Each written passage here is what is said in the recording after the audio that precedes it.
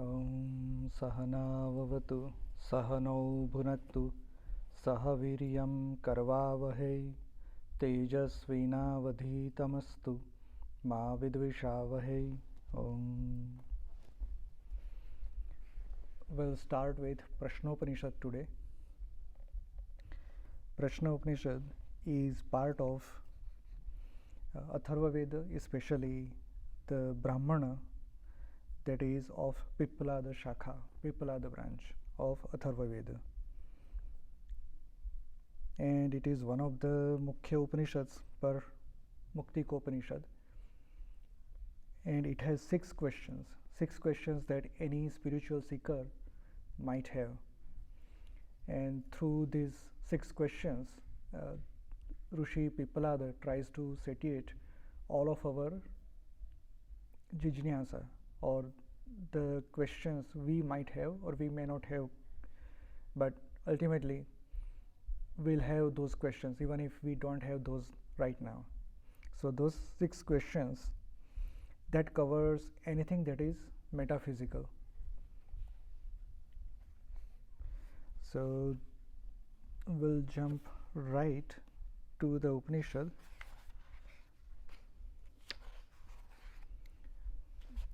As every Upanishad starts with a Shanti mantra.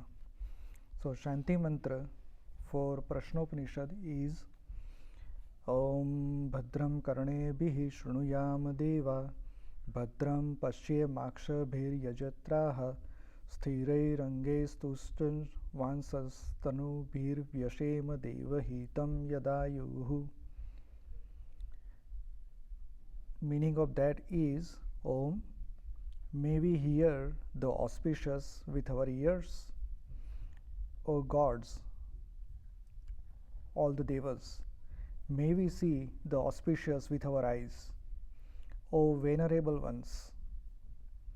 May we sing your praises with strong limbs and body, and enjoy what has been given to us by the gods. Or we can also say, may we engage in God's work throughout our life with strong limbs and body.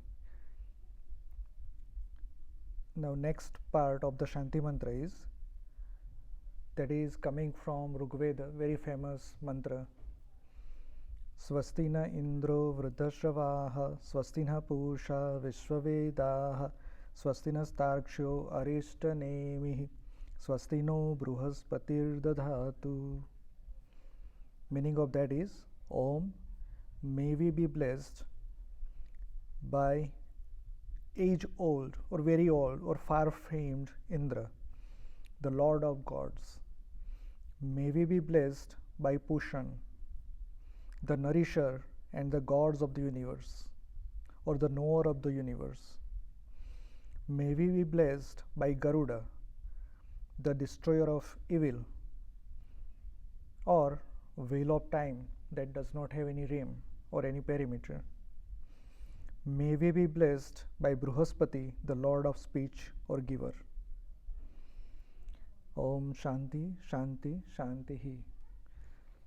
So these two mantras are very, very famous in many of the pujas and homams that we do. There can be multiple interpretations. Basically, we are seeking that all of our worldly senses or organs of senses do auspicious things. Their actions or their subject must be of auspicious in nature. Now, Swastina Indra Vridhashavaha, that mantra, some try to interpret that as a swastika and saptarshi. So,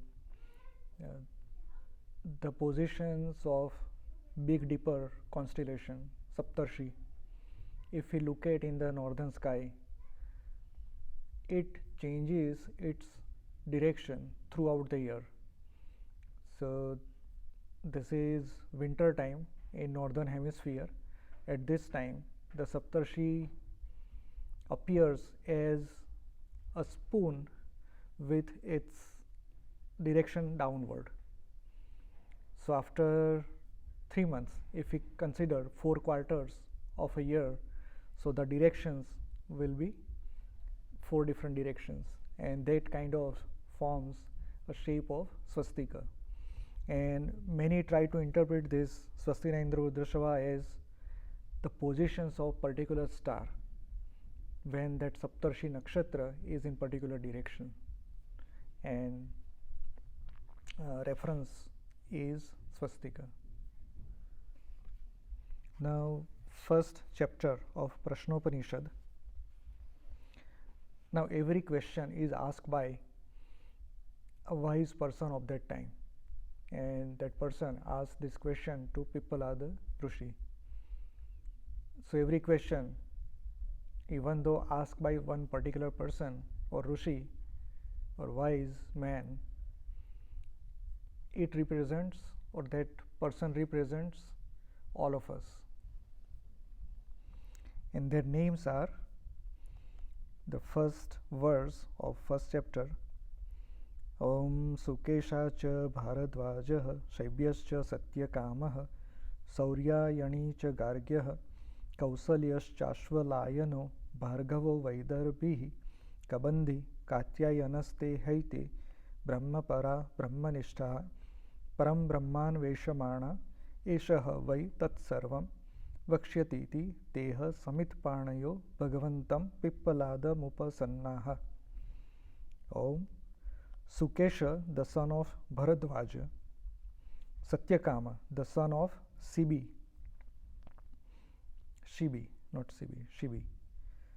Sauryayani, of the Garga family, Kaushalya, the son of Ashvala, Bhargava, the son of Vidarbha, and Kabandhi, the son of Katyaya, all these devoted to Brahman, established in the way of Brahma and seeking Brahma, presented themselves with samida or offering in hand before sage Pippalada, thinking he would tell them all. So these 6 persons representing 6 different regions or 6 different, so to speak, different vansha. So they got together at Pippalada Rishi's ashrama, and they are going to ask questions. So these are the 6 questions of Prashna Upanishad. Now, importantly, many of these families, if we take Shibi Raja, his lineage is of Chandravansha, and there is Rishi Putra also, Bharadvaja, his son Sukesha, and Katyaya. So Katyaya is also a Rishi, and his adopted daughter, very famously known as Katyayani. So Katyayani we worship as Mother, Adya Shakti. And his son Kabandhi, and son of Vidarbha, Bhargava. So Vidarbha is currently known as north of Nagpur or that area. So many different people got together, and they were going to ask questions because they were Brahmanishta, they were seekers of Brahma. Next verse. Tan hasa rushiruvacha bhuya eva tapasa brahmacharyena shraddhaya samvatsaram samvatsyatha yatha kamam prashnan pruchhata yadi vijnasyamah sarvam havo vakshyama iti. Rishi said to them, now they came to the Rishi Pippalada. Now there was a tradition, whenever we or somebody wants to ask question or had jijnasa, when that person meets a Rishi of higher rank or wiser or considered known as wiser Rishi, then they need to take something with them. Currently we take some gift like flowers or fruits or something like that. So in those times, samhita, the things that can be used in yajna, havana, homa, So those type of things were taken with and offered to the Rishi, and then start asking. Now what Rishi says here is, live here for a year with austerity, chastity and faith, then ask me questions per your desire. If I know anything, I will surely tell you all I know. Now live with me for a year and follow certain tapa and brahmacharya, and after that ask me question, so that if whatever your background is, first let's align our daily activities, let's align our thinking, let's align our puja. Because if somebody lives in Rishi's ashram for a year, he or she is going to follow whatever is happening in that ashram daily. Wake up certain time, and every Rishi or every ashrama or every thought or every school of thoughts would follow certain rituals, would follow certain practices.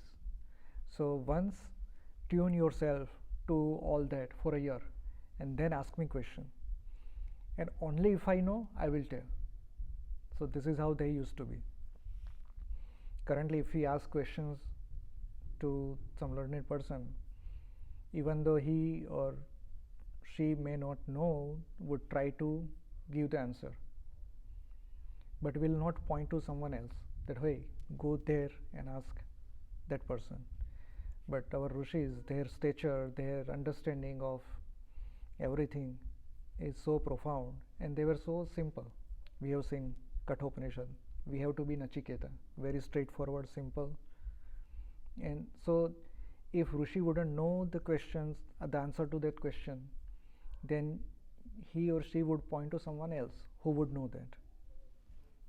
And that's what Rishi Pippalada is saying here. So now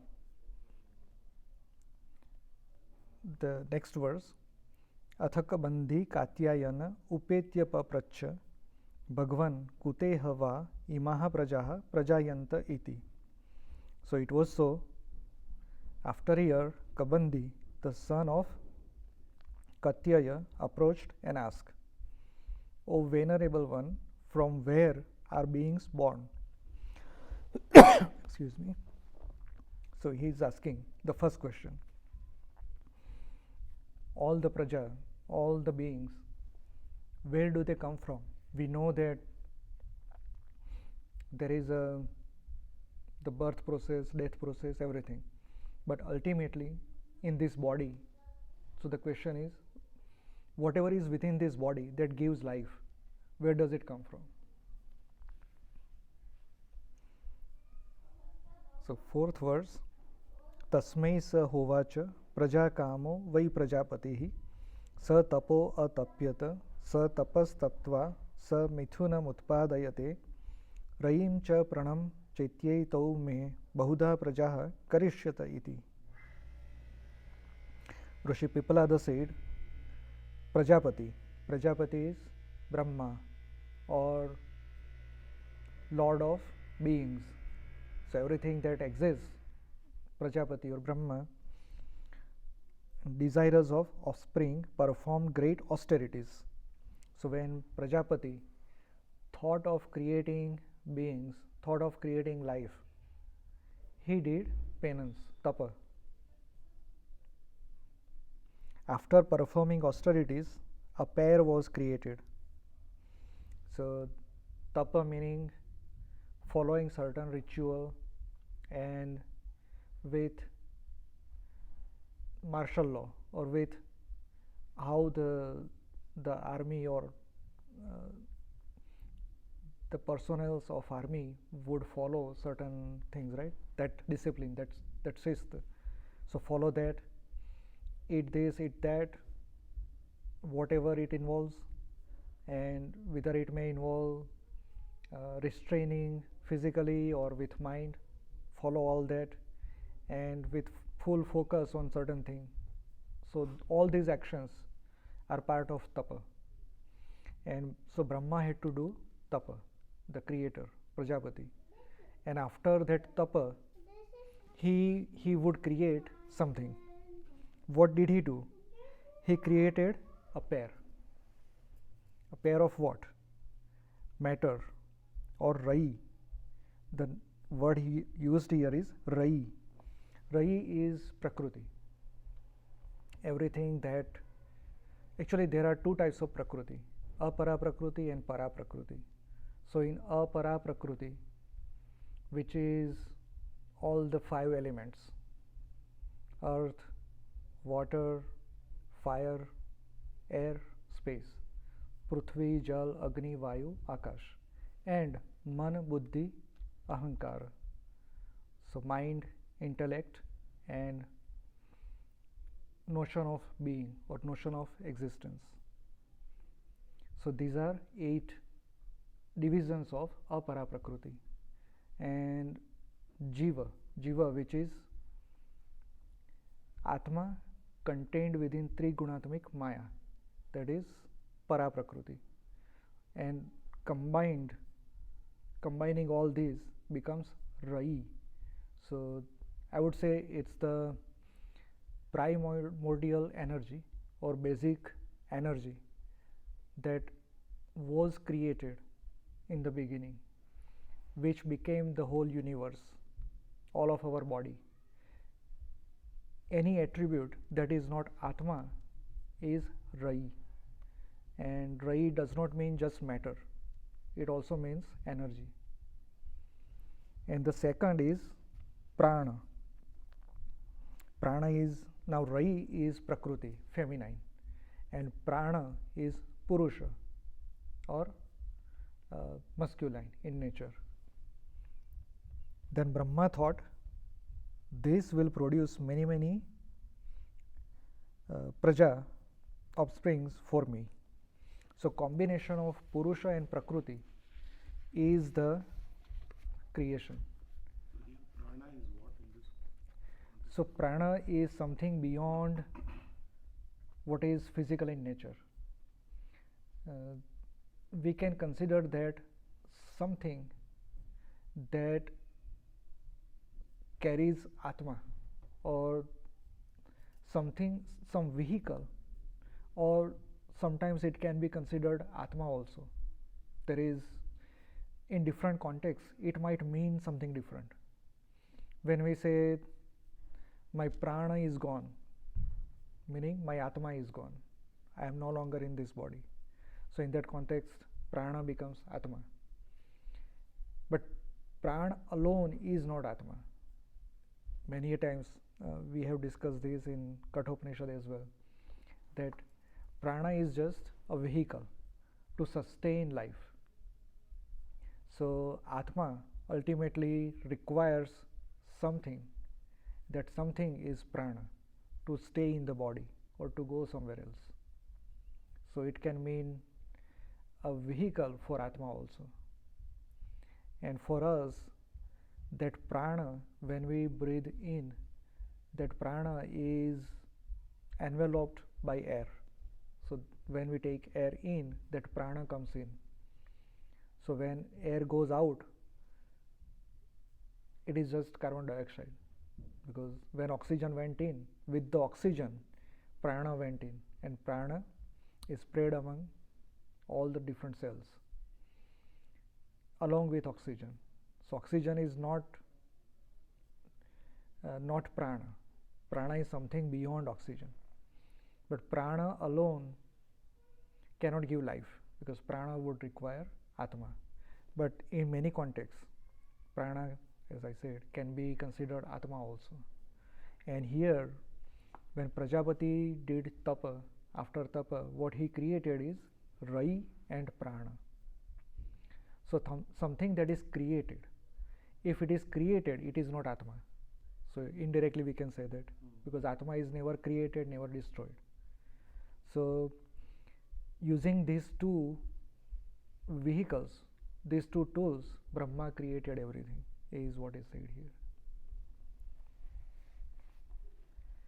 Now very interestingly, 5th verse says, Adityo ha vai prano raireva chandrama rairva etat sarvam yanamurtam chamurtam cha tasman murtireva raihi.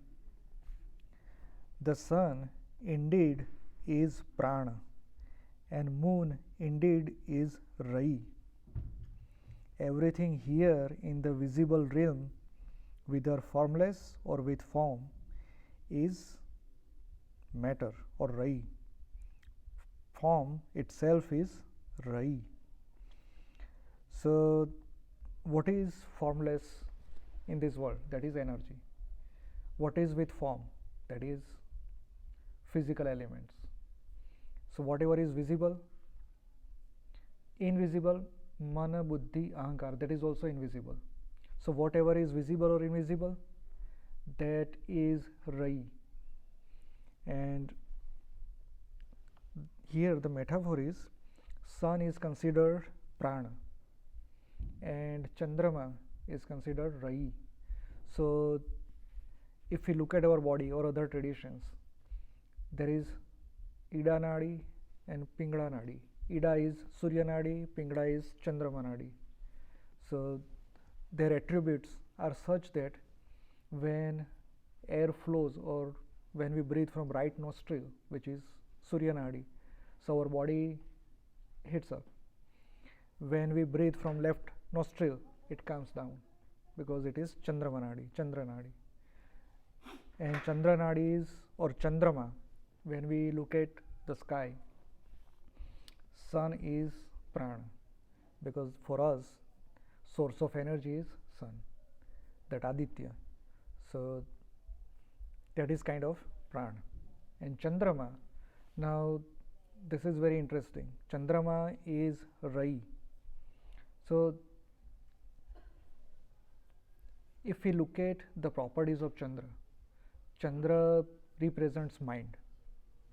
Whatever is mind is Chandra, and whatever within the Guhya or Atma is Surya. So in that sense, Surya is prana and Chandrama, mind, is rai, because from mind everything is created. If we look at the process of how the fetus is developed and how all of our activities is controlled or created, that is mind, because mind, there is secretion of various chemicals, right, throughout the body. It controls all the activities going on, willingly or unwillingly, whatever we do, everything is controlled via mind. So that is rai, like chandrama, and that is everything with form or without form. And but ultimately it gets nourishment, it gets light from prana, which is surya, within our atma guhya. So outside world also, surya is important for all the life, but it is not sufficient for plants, because plants are developed such a way that they breathe oxygen to live during night time, when there is chandrama, when there is no sun. If there is no chandrama, it is said that, well, we have to prove through science, modern science, right? I'm not aware of any experiments done in the modern science, but it is said that if there is no chandrama, the plants would not survive. They would not know to breathe oxygen. So ultimately, if plant does not take oxygen, they wouldn't survive. If plants don't survive, then the animals that survive on plants would not exist. If those animals do not exist, then the animals that survive on those animals will not exist. Ultimately, no life can be sustained, and that's why chandrama is important. But ultimately, chandrama also gets light from sun, because it just reflects sun rays. So source of energy is sun, like atma or prana. Prana in the sense, not atma, it's prana. And chandrama, like mind, is required to sustain life, and that's why it is called rai. Rai is prakriti.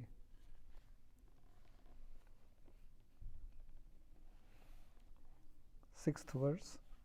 Athaditya udayanyat prachim disham pravishati tena prachyan pranan rashmishu sannidhatte yad dakshinam yat pratichim yadudicim yadadho yadurdhvam yadantara disho yad sarvam prakashayati tena sarvan pranan rashmishu sannidhatte. So again, the extension of what is said before. When the sun rises and enters the east direction, the prana of the east converge together by the strength of its rays. Similarly, when it shines on the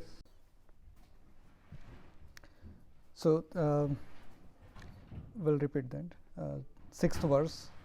Athaditya udayantya prachim disham pravishati tena prachyan pranan rashmishu sannidhatte yad dakshinam yat pratichim yadudicim yadadho yadurdhvam yadantara disho yat sarvam prakashayati tena sarvan pranan rashmishu sannidhatte. So meaning of that is, when the sun rises in the east direction,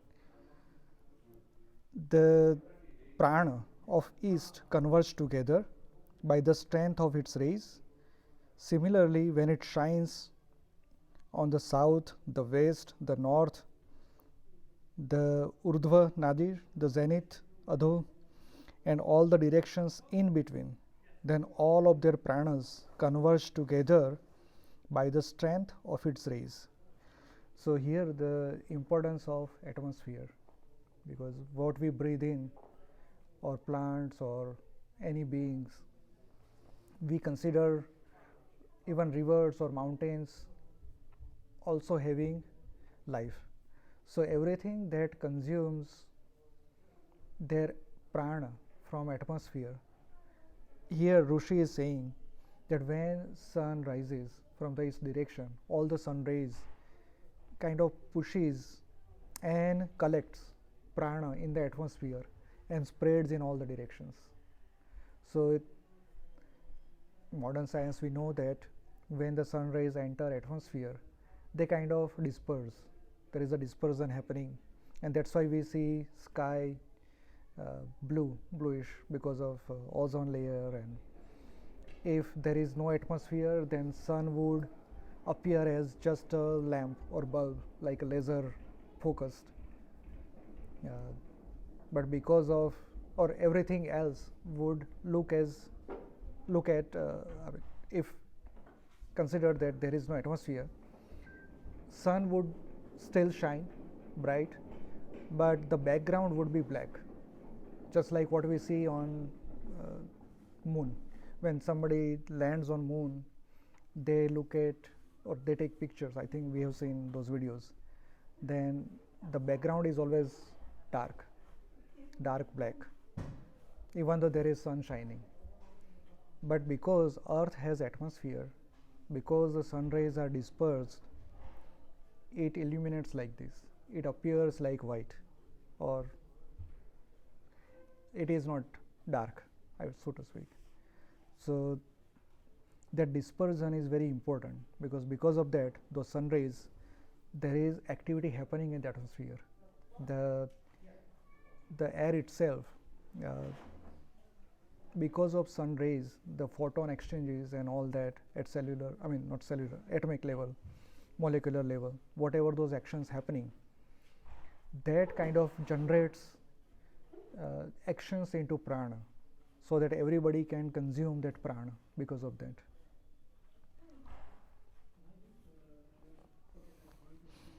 Seventh verse. Sa esha vaishvanaro vishwarupah prano agni rudayate tadetad cha abhyuktam. Thus arises that prana, fire, Vaishvanar, of universal life, of universal form, Vishwarupa. This is conveyed through the following Rucha of Veda. The Veda says something, and that is included here in the 8th verse. Vishwarupam harinam jatavedasam parayanam jyotirekam tapantam sahasra rashmihi shatada Vartamanah pranah prajana mudayatyesha suryah.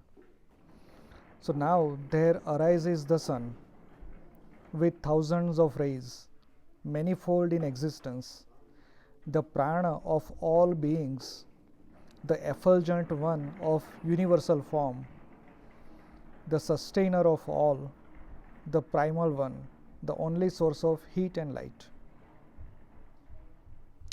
So ultimately the sun is the creator. Sun is the one that sustains everything. And we all know with sun rays the life happens on earth. With sun's gravity everything is being held in place. And all the actions or whatever happens on earth is attributed to sun. And prana of all the beings, that is also coming from sun, is what is mentioned here indirectly, that ultimately there is oxygen in atmosphere which we breathe in, but that oxygen carries prana. So where does that prana come from? So that comes from sun via sunlight, sun rays. 9th verse. संवत्सरो वै प्रजापतिस्तस्यायने दक्षिणं चोत्तरं च तद्येह वै तदिष्टापूर्ते कृतमित्युपासते ते चान्द्रमसमेव लोकमभिजयन्ते त एव पुनरावर्तन्ते तस्मादेत ऋषयः प्रजाकामा दक्षिणं प्रतिपद्यन्ते एषः वै रैर्यः पितृयाणः. So now there is analogy here. Samvatsara is usually 1 year. Samvatsara is Prajapati. It has 2 solstices or ayans, southern and northern. Indeed, those who revere and perform ritualistic sacrificial rites and good works attain the world of the moon or Rai, and life after life return there again. Good men desiring offspring walk this southern path again and again. Thus the path of Rai is the path of Pitru or ancestors. Now we see parallel here with Bhagavad Gita. There is Dakshinayan Marg and there is Uttarayana Marg. So this is Dakshinayana Marga. What happens is there are 2 solstices, winter and summer. So winter solstice is for northern hemisphere. It is 22nd or 23rd December. So after that sun moves in northward direction. Sun does not move, but earth tilt. Because of that we feel that sun is moving towards north. So during those 6 months of Uttarayana and June 21st or 22nd is summer solstice. After that sun moves into southward direction because of earth tilt for northern hemisphere people, and majority of us live in northern hemisphere. So for us Dakshinayan Marg starts from June to December. Exact date is little bit varies, 22nd, 21st, 23rd. So during the Dakshinayana Marg, and there are other things like person who performs homam or havan, yajna, whatever karmas they do with desires. Say I want to perform certain homa because I want to attain something. So that shows our desire, that shows our attachment to the performance we are doing. So these acts bind us. They bind us such a way that it represents Rai, which is Prakriti, because we are bound by Prakriti. So whatever we perform as attached action, that is part of Rai or Chandramas. So that brings us again in this world. after staying for some time in Pitruloka, or that's what we say, that Pitruloka is uh, a state where our mind remains, our memory remains. So that contains all the karmas we have done, all the results we have seen. So that kind of what affects us, that kind of binds us, and we come back to this earth. So this is Pitru Marga. This is Dakshinayana, and that brings us into this cycle of life and death. So will be majority of us are bound by that. Whatever we do, puja, yagna, dhyan, tap, but if there is a sense of attachment, there is a degree of sense of doing that for ourselves, that binds us, that brings us back in this world. And this is the world of Pitrus, because Pitrus is, they basically follow birth and death, right? All the Pitrus, ancestors, they were born, they passed away, and we are their offsprings. So we'll continue that cycle, and that is Dakshinayana Marga. They say the auspicious things we don't do in Dakshinayana. Is that not the case? Like most of the marriages or all that is done not in Dakshinayana, I thought. Is that not the case? No. Dakshinayana means, let's say we perform puja every day, right? But we are attached to that. Why we perform that puja? Whether we want to seek Brahma, Paramatma, or we are doing for some personal gain. If we are doing that for personal gain, that is Dakshinayana Marga, and that binds us in this world of Rai. So ultimately we will come back, is what is said here. Okay. So Dakshinayana Marga is not like the yagna is done during Dakshinayana. Correct. But see, Bhagavad Gita says something different. So Bhagavad Gita divided this into the solstices, Samvatsara based durations, and that's why we say that don't perform this during Dakshinayana, which is June to December. Now if we look at why, that question, so for Bharata, those times are monsoon, rainy season. People will be busy doing sowing seeds and working in the farms and preparing for all the crops, nurturing and all that. So all those actions, they are not free. We are talking about ancient times. So the people were not free. So they chose, okay, this is Dakshinayana path, we want do certain things. And when Uttarayana happens, start doing all the auspicious things. Now if it is the year of Kumbh Mela, we do not do anything, even if it is Uttarayana Marga, because people wanted to go to Kumbh Mela, wanted to attend that. So in old times they had to travel 1 month in advance or 2 months in advance. Somebody would walk, so 3 months in advance maybe. So they did not have time, so they would not conduct any marriages or anything like that during Kumbh Mela times. So all was devised such a way that it becomes natural to their daily activities. And even though, see, here they say that there are 2 solstices, right? Samvatsara has ayana, two ayanas, Dakshina and Uttara. Now how does it reflect in our actions? So our mind is kind of representing Chandra. So the activities or actions we do when sun is downward in southern area, so we do not get full benefit of sun rays, we do not get full prana, is kind of indirectly suggested that we do not get the, let's say if sun is in Uttara Disha for northern hemisphere people, then the sunshine and everything has greater degree of sun rays and all the effect that we feel.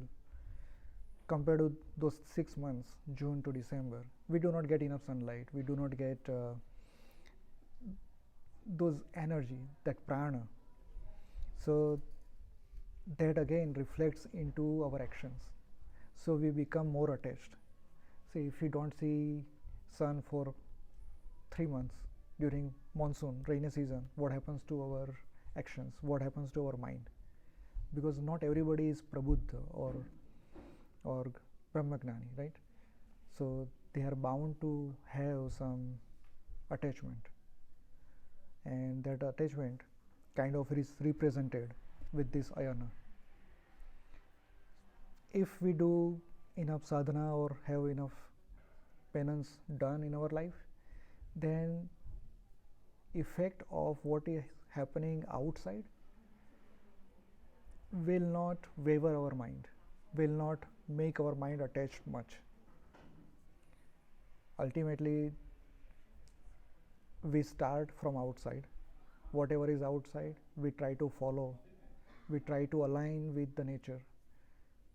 So ultimately, we walk the path and then we kind of move away from the clutches of nature. So during that time, it will not affect us much. But if we are beginning, follow whatever is mentioned. And so that is path of Rai, Dakshinayana, or ancestors, Pitru Marga. And the next is 10th verse. Athottareణ tapasa brahmacharyena shraddhaya vidyaya atmana manvishyadityamabhijayante etadvai prananama yatana metadamruta mabhaya metat parayana metasman punaravartanta ityesha nirodhastadesha shloka. And then those who seek the Atma or self with austerity, brahmacharya, faith and knowledge attain the sun via the northern path, Uttarayana path, Uttara Marga. This is indeed the source of all prana. It is immortal, it is free from fear, it is the final goal. There is no coming back from this, for this is the end. This is said in the following shloka. So this is Uttarayana Marga. Follow tapa, brahmacharya, vidya and shraddha. So ultimately these four takes us to the path of Uttarayana or path of Brahma, and there is no coming back after that. And the shloka is, which is 11th verse, Panchapadam Pitaram Dvadashakrutim Diva Ahuhu Pare Ardhe Purishinam Athe me Anya Upare Vichakshanam Sapta Chakre Shadar Ahurar Pitamiti. Some say he is the ancestor with 5 feet and 12 forms, extending over the upper half of heaven. Others say he is the supreme, seated on a chariot of 7 chakras with 6 spokes. Now this is some representation, some metaphor. Some say that he is the Pitru, meaning the first one, with 5 feet. 5 feet we can say Panch Mahabhuta or Panch Prana. Panch Mahabhuta, which is, we all know Prithvi, Agni, Jal, Vayu, Akash. Or Panch Prana, which is one prana. When it enters body, it is divided into 5. Prana, Apana, Vyana, Udana, Samana. So it can also be 5 pranas. And 12 forms. So it has 12 akrutis. Now what is 12 akruti? In 9th verse, it is said that Samvatsara is Prajapati. And Samvatsara has 12 months, 12 masa. So it has 12 forms, meaning there are 12 different masa, 12 different months. So in that sense we can say everything that is physical in nature. What is physical in nature? Panch Mahabhuta.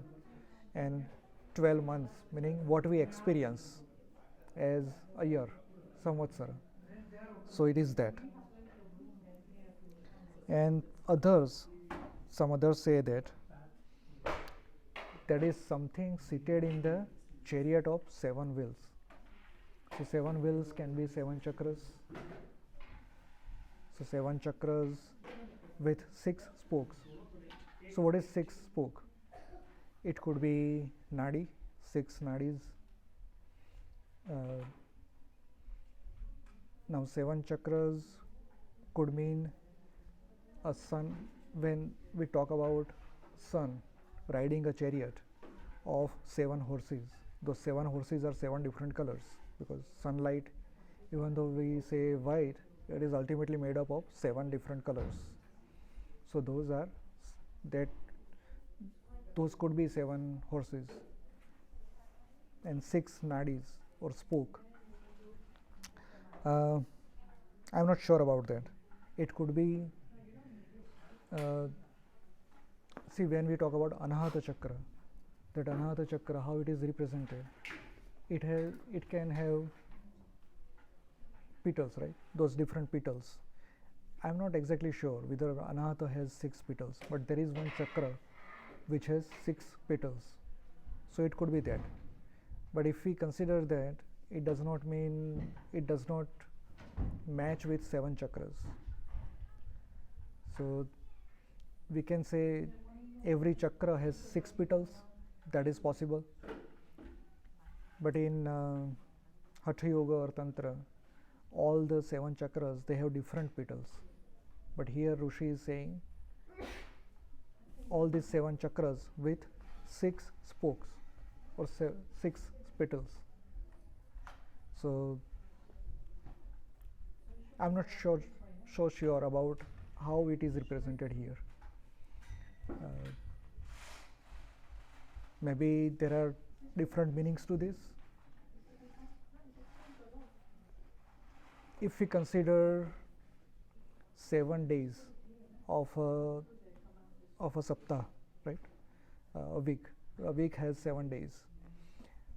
Then Dakshinayana or Uttarayana, that has 6 months. And complete year, 12 months, is Samvatsara. And Panch Mahabhuta or Panch Prana. So everything is represented differently here. So could be anything. I'm not sure about this metaphor.